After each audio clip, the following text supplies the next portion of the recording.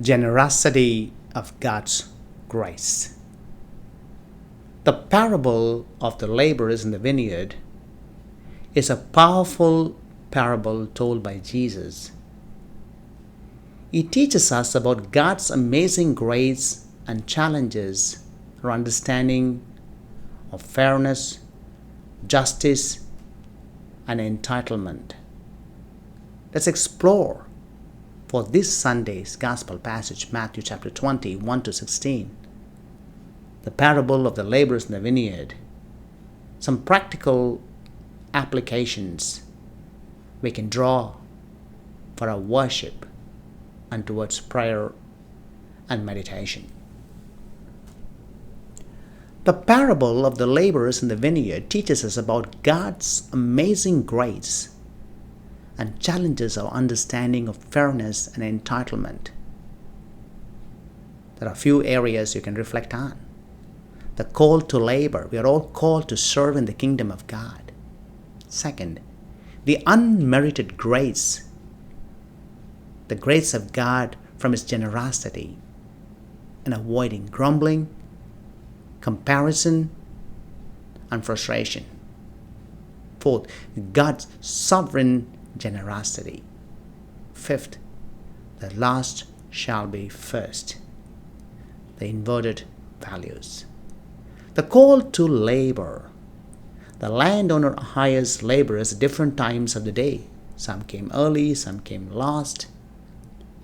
This represents God's call to each of us at various stages in life. God calls every person different times, different seasons of their life.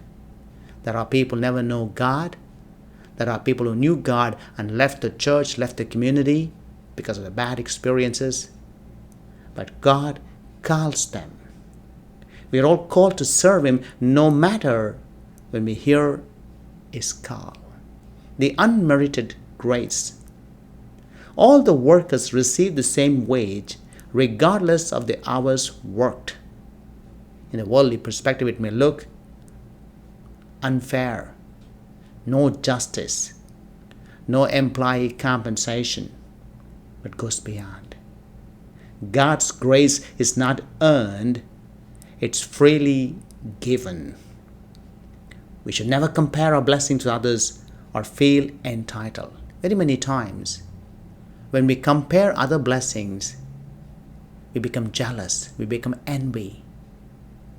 But what God calls us is to look into the unmerited grace of Him in our lives and to be people of attitude of gratitude. Grumbling and comparison. The early workers grumble when they see the latecomers receive the same pay. How is it possible? I worked 7 hours. This guy comes and works for just an hour. How can he get the same wage? The grumbling and comparison robs us of the joy of God's blessings.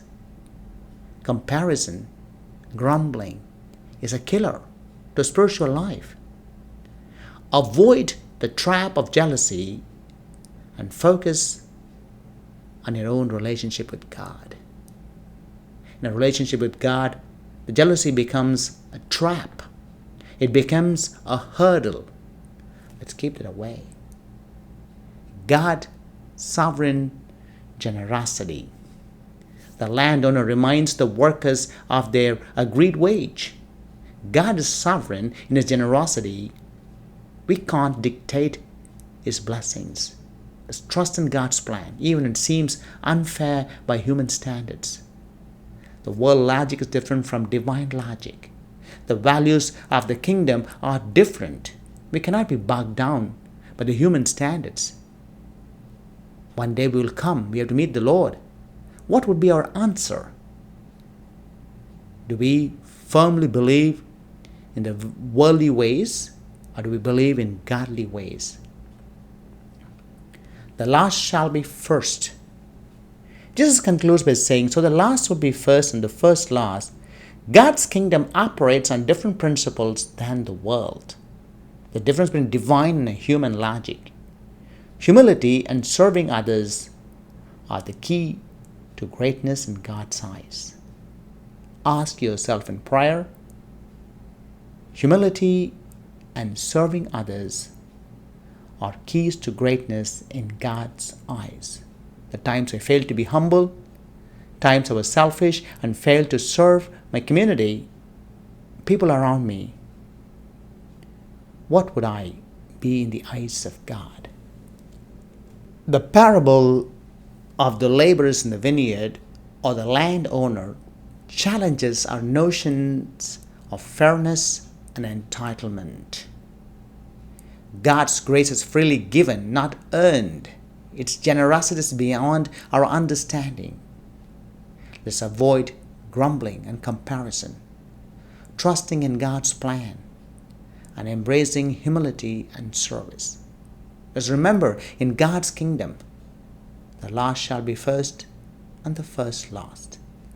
Matthew chapter 20, verse 1 and 16. Jesus told his disciples this parable. The kingdom of heaven is like a landowner who went out at dawn to hire laborers for his vineyard. In the verse 16 it says, "Are you envious because I'm generous? Thus, the last will be first, and the first will be lost."